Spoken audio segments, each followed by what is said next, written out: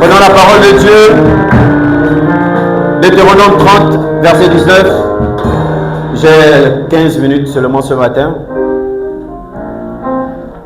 Nous préparons notre séminaire au niveau d'Akanda. Donc on ne va pas être très long. Deutéronome chapitre 30, verset 19. La Bible déclare: j'en prends aujourd'hui un témoin contre vous, le ciel et la terre. J'ai mis devant toi la vie et la mort, la bénédiction et la malédiction. Choisis la vie afin que tu vives, toi et ta postérité. Choisis la vie afin que tu vives. Reprends s'il te plaît encore le verset.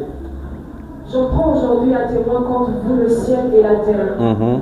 J'ai mis devant toi la mort et la vie, la bénédiction et la malédiction. Choisis la vie afin que tu vives, toi et ta postérité. Choisis la vie afin que tu vives comment? Toi et ta postérité. Genèse chapitre 2, versets 16 à 17.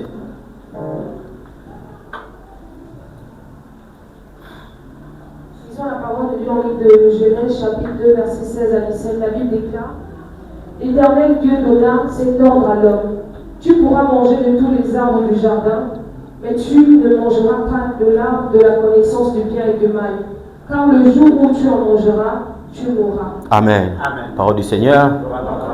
Est-ce que tu vas bien ce matin? Amen. Oh, que Dieu te bénisse au nom de Jésus. Amen.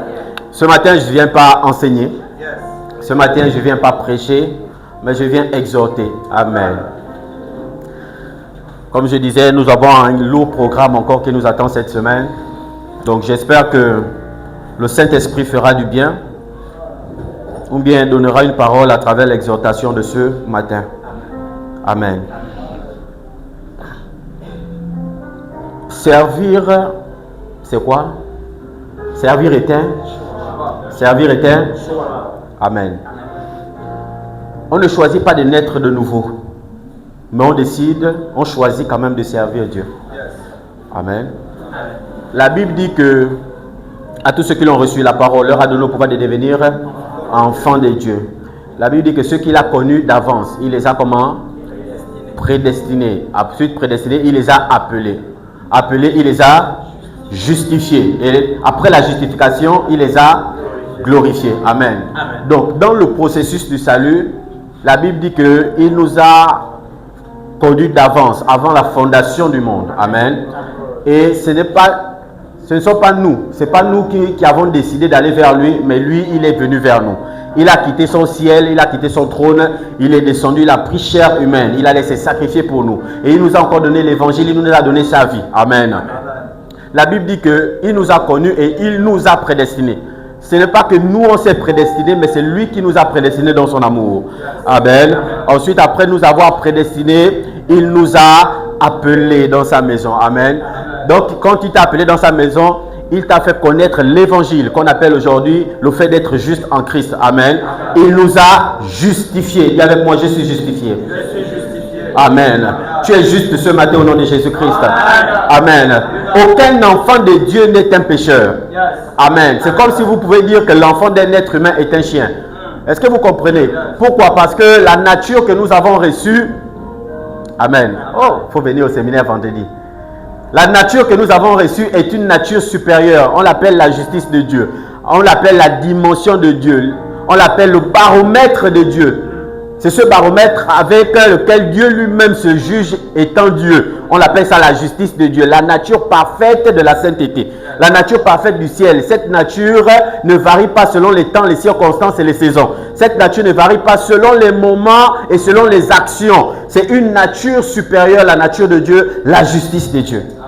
Et la Bible dit que ceux qu'il a connus d'avance, il les a appelés. Il ne t'a pas seulement appelé à l'église. Mais quand tu arrives à l'église, la Bible dit cherchez premièrement le royaume et quoi? La justice de Dieu. Qui est notre thème à partir de jeudi. Et toutes choses vous seront données par quoi? Dessus tout. Pourquoi il précise la justice? C'est parce que la justice, c'est l'évangile. Ça veut dire que quand tu rentres dans une église, tu dois entendre la justice. Je rappelle pour définition, la justice, ce n'est pas le fait que Dieu te venge sur les sorciers. Il y a la justice des hommes et il y a la justice de Dieu. La justice de Dieu, c'est le fait que Dieu te rende juste indépendamment de tes œuvres. Et la Bible dit que toi qui l'as justifié simplement par la foi sans les œuvres, La Bible dit, quand tu as reçu cette justification maintenant, tu seras glorifié à l'enlèvement de l'église. Voilà pourquoi nous disons, aucun chrétien justifié ne peut rater le ciel au nom de Jésus. Jésus ne t'a pas sauvé pour que tu rates le ciel. Amen, amen. Maintenant, tout ce pouvoir de la rédemption, c'est lui qui l'a fait. Amen. La partie maintenant qui nous concerne à nous, c'est le choix de le servir. Parce que dans le choix de la rédemption et de la vie éternelle, tout ce qui est spirituel, il a fait pour nous. Amen.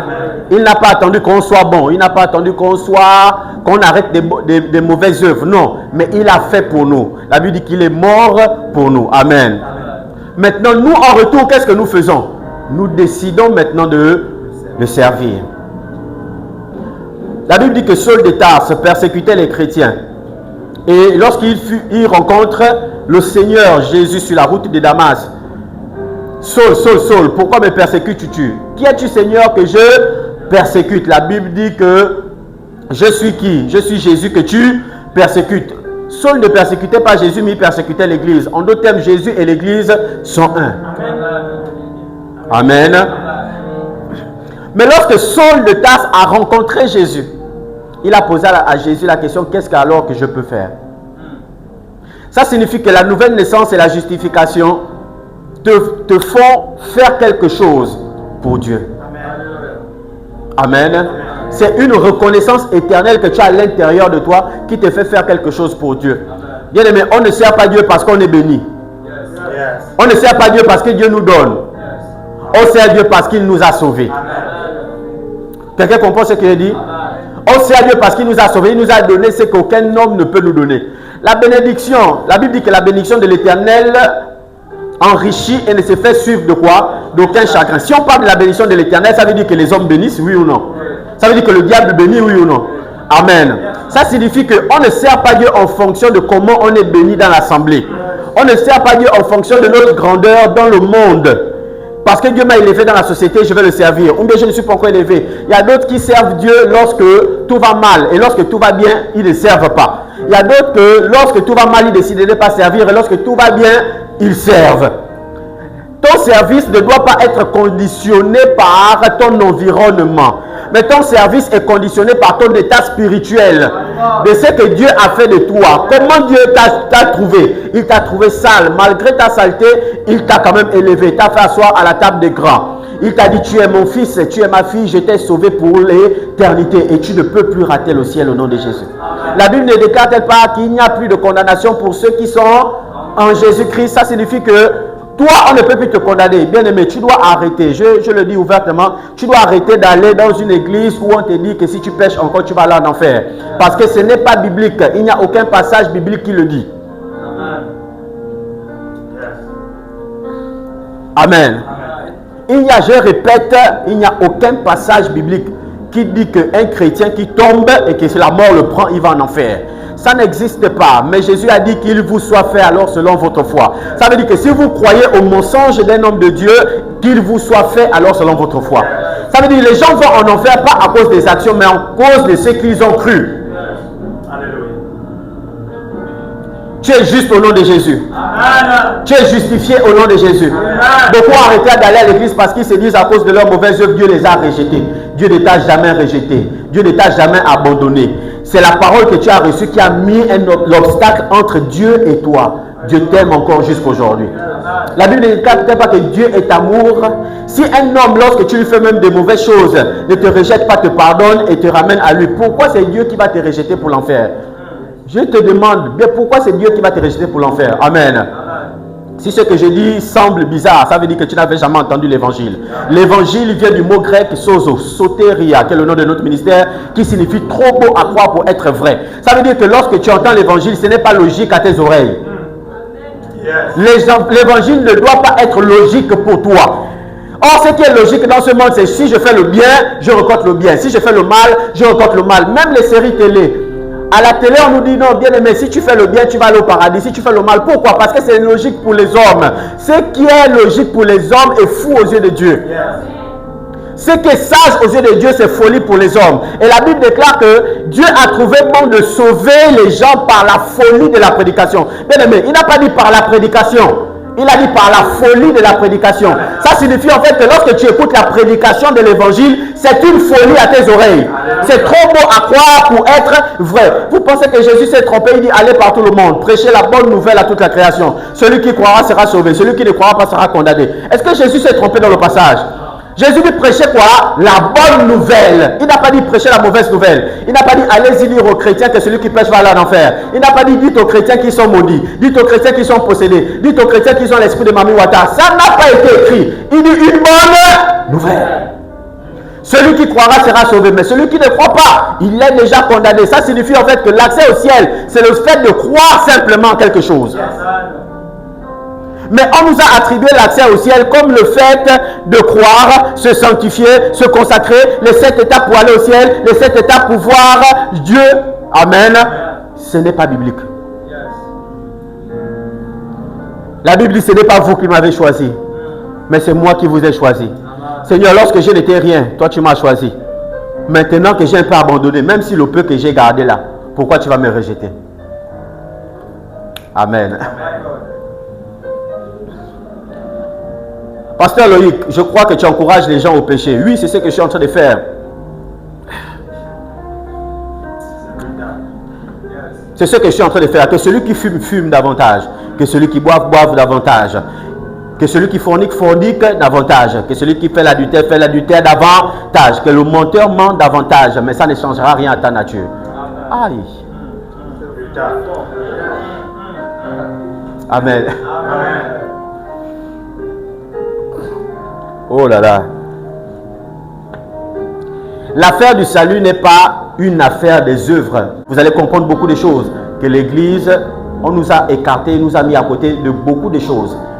Ce que je vous enseigne, beaucoup d'hommes de Dieu ont cette révélation, mais ne donnent pas ça au peuple. Amen. Amen. Et le peuple meurt. Je vais revenir sur mon exhortation. Amen. Amen. Est-ce que tu peux acclamer au moins pour la parole du salut?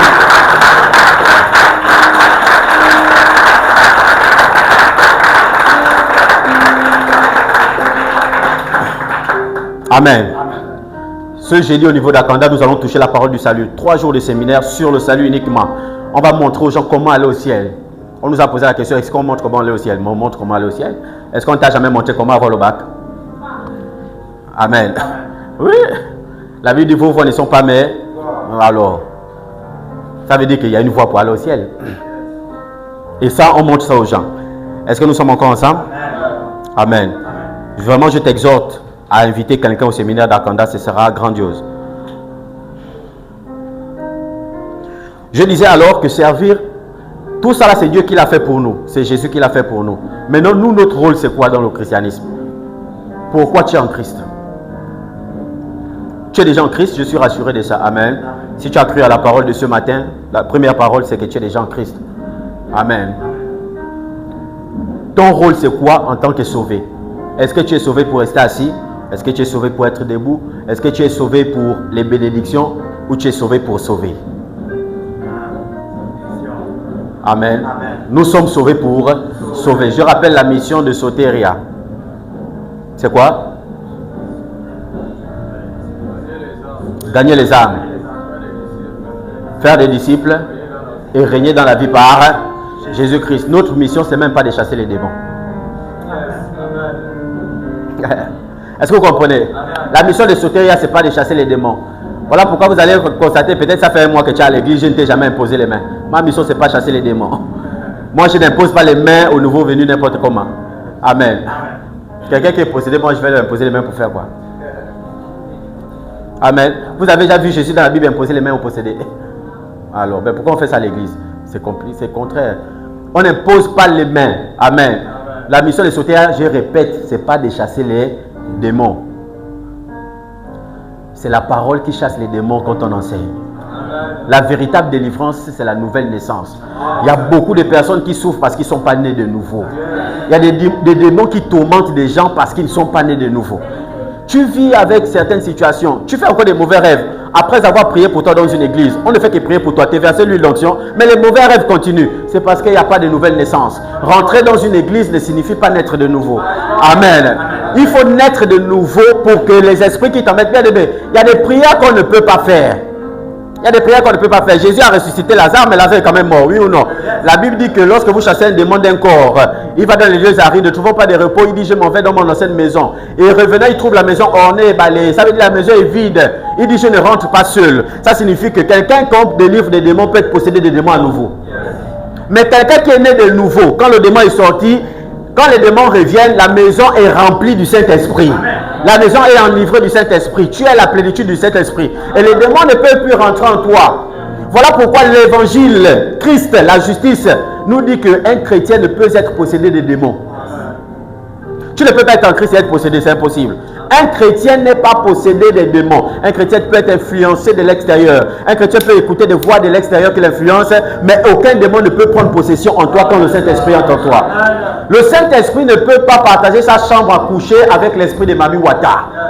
Le Saint-Esprit ne peut pas partager sa chambre à coucher avec l'esprit d'ivrognerie. Même quand tu bois encore, le Saint-Esprit reste en toi. Ah!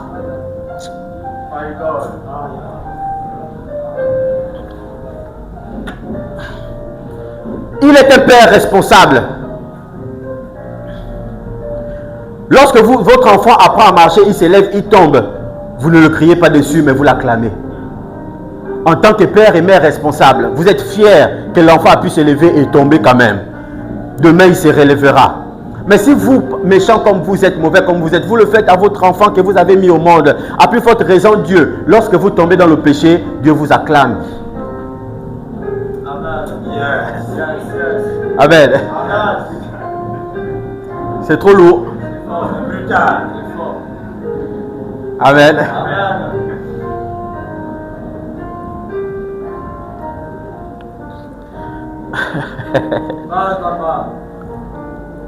Lorsque vous tombez dans le péché, Amen. Oh, les pasteurs vont encore commencer à m'insulter. Mais ils n'ont pas quand même d'argument pour contredire ce que j'ai dit. Lorsque vous tombez dans le péché, Dieu vous acclame. Et Dieu dit, c'est bon, tu peux te relever. Il t'acclame. Parce qu'il sait en fait que quand tu as changé de nature, ton âme n'a pas changé. Les mauvais comportements sont restés quand même dans ton âme. Mais ton âme n'est pas de nouveau, c'est ton esprit qui est né de nouveau. Mais il sait que ton âme a touché les mauvais comportements. Et pire des cas, Romains 8 dit qu'il a enfermé le péché dans notre chair. Ça veut dire qu'en enfermant le péché dans notre chair, il sait que tu vas tomber. Si Jésus ne voulait plus qu'aucun de nous ne tombe, Jésus aurait enlevé le péché dans la chair. Il a laissé ça dans notre chair. Pourquoi? Et il dit que le soleil ne se couche pas sur ta colère. Je comprends, je peux résister, mais il peut aussi arriver un jour que le soleil se couche sur ma colère. Est-ce que ça fait de moi un enfant du diable? Non. Est-ce que ceux qui toisent sont du diable? Jésus est le premier à avoir toisé dans la Bible. Amen. Amen. Les gens n'aiment pas quand je parle des péchés de Jésus. Bien, on fait un thème là bientôt, le péché de Jésus. Là, on va comme insulter. On est sorti avec la fornication et conduit par un enfer, on m'a insulté. Si j'ai donc le péché de Jésus, on va m'insulter. Honore ton père et ta mère, afin que tes jours se prolongent. Toi, à l'église, on dit si tu n'honores pas ton père et ta mère, tu vas aller où? En enfer. Jésus a déshonoré ses parents, il allait en enfer. Amen. Est-ce que nous sommes ensemble? Yes. Revenons d'abord sur l'exhortation. Yes. Amen. Qui sera au séminaire de jeudi? Amen. Amen. Amen. Sois là jeudi, invite quelqu'un. Amen. Amen. Vous me connaissez, lorsque je partage l'évangile du salut, je laisse la possibilité aux gens de poser les questions. Yes.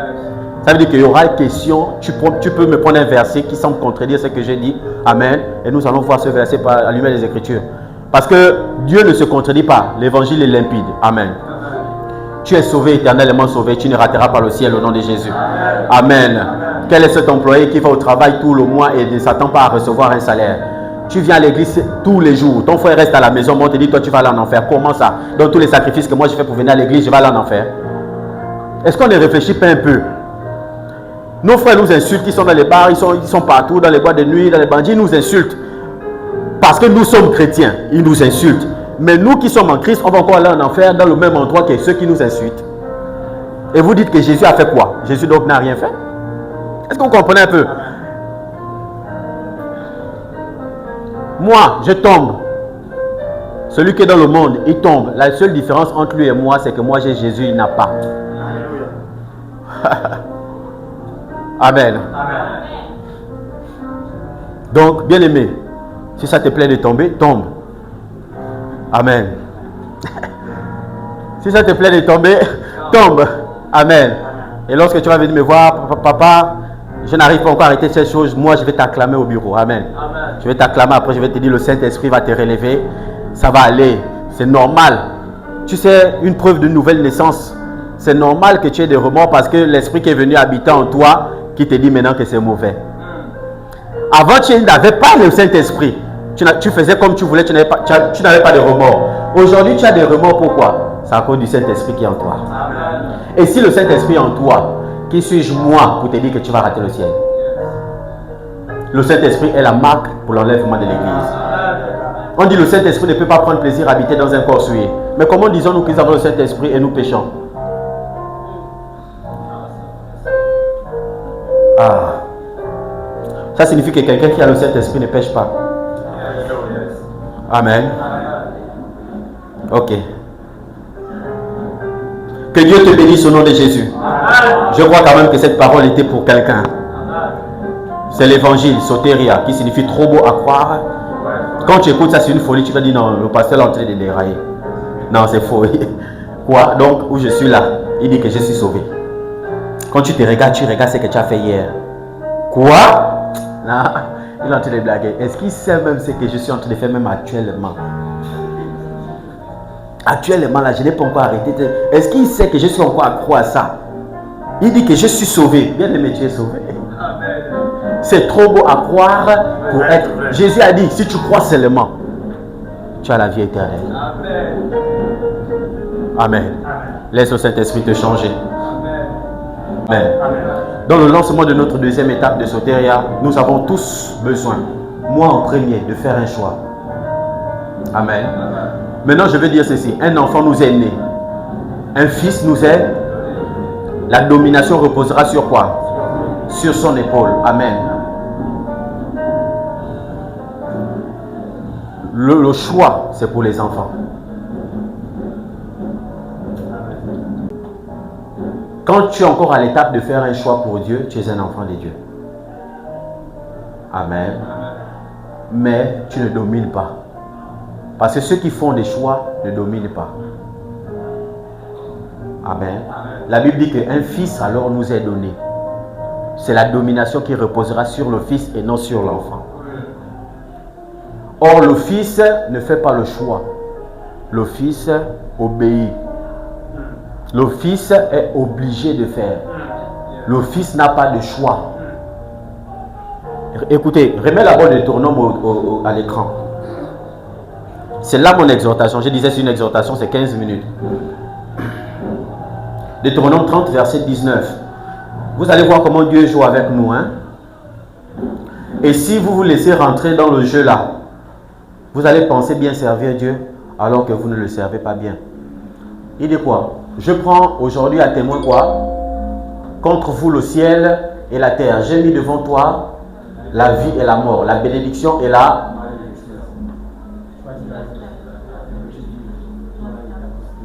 Amen. Écoutez, Jésus ne nous a pas demandé, je mets devant toi la bénédiction et la malédiction. Choisis-en une. Il n'a pas dit choisis-en une. Il a dit choisis la vie. Vous voyez, ça veut dire que dans le même le choix, Dieu nous impose ce qu'il faut choisir.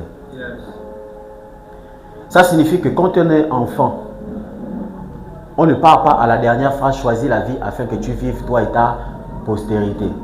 Quand on est enfant, on s'arrête à la bénédiction et la malédiction. Si je fais bien pour être béni, si je fais mal pour être... Mais quand on est fils, quand on a décidé de servir Dieu, on ne s'arrête plus au choix. On va dans l'obligation. Le fils est dans l'obligation de faire. Dieu a tant aimé le monde qu'il a donné son fils unique, afin que quiconque croise en lui ne périsse pas, mais ait la vie éternelle. Qui est né? Un enfant. Qui a été donné? Un fils. La Bible dit que Dieu a tant aimé qu'il a donné quoi? Un enfant ou un fils? Il a donné un fils. Pourquoi? Parce qu'il savait que s'il donnait un enfant au monde, l'enfant pouvait dire non, je ne pars pas. Le fils lui dit, qu'est-ce que je vais encore faire? Non pas ma volonté, mais ta volonté. Ça veut dire que Jésus en vérité n'avait pas de choix. C'était une obligation pour lui d'aller à la croix.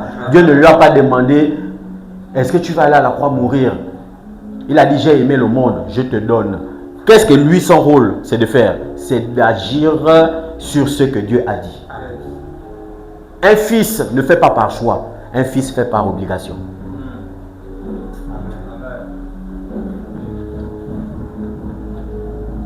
Si nous servons Dieu par choix, nous allons échouer. Si nous servons Dieu, je vais dire ça comment? Papa Emery, il est venu l'enseigner par choix, n'est-ce pas? Papa Emery, il est venu l'enseigner avec quoi? Il a dit, le service se fait avec quoi? Le cœur. Vous vous rappelez? Un service se fait avec quoi? Amen. C'est la vérité. Mais ça, c'est pour les enfants encore. Un service ne se fait pas avec le cœur. Un service est fait avec obéissance. Ce n'est pas le cœur. Amen. Amen. Si tu sers Dieu avec le cœur, le jour où ton cœur n'est pas en paix, tu ne serviras pas. Amen. Nous refroidissons pourquoi? C'est parce que nous servons Dieu avec notre cœur. Dans le cœur, il y a trop d'émotions. Parfois, tu peux ne pas forcément avoir un problème à l'église. Le problème peut être externe de l'église. Tu as un problème dans ton couple, tu as un problème dans ta famille. Et ça touche à ton service. Pourquoi? Parce que tu sers avec le cœur. Le jour où ton cœur ne va pas bien, tu ne sers pas. Le jour où ton cœur va bien, tu sers. Ça ne veut pas dire que tu n'es pas un enfant de Dieu. Tu es un enfant de Dieu, mais tu es encore à l'étape d'enfant. Et ce type d'enfant-là, la domination ne peut pas poser sur toi. Voilà pourquoi tu vois que ta vie spirituelle vacille. Un moment, tantôt ça monte, tantôt ça ne monte pas. Tu vas remarquer que ta vie spirituelle monte plus, c'est quand tu obéis, oui ou non? Quand tu te désobéis, tu remarques que bon, pour toi peut-être tu es dans le vrai, mais c'est comme si ta vie spirituelle tombe. Ça signifie en fait qu'il y a véritablement, il n'y a pas de choix. Il nous a dit, choisis la vie afin que tu vives. Ça veut dire que moi je te dis, obéis. Il n'y a pas de choix, c'est une obligation. Si tu veux être grand, tu vas obéir. Amen. La Bible parle de quelqu'un qu'on appelait Joseph. J'ouvre une parenthèse. Pour ceux qui traversent par exemple les épreuves, la Bible parle de quelqu'un qu'on appelait Joseph. Dis avec moi Joseph. Amen. La Bible dit, Dieu vient montrer un songe à Joseph. Il a vu la lune, les étoiles, le soleil se prosterner devant lui. Quelle grande vision.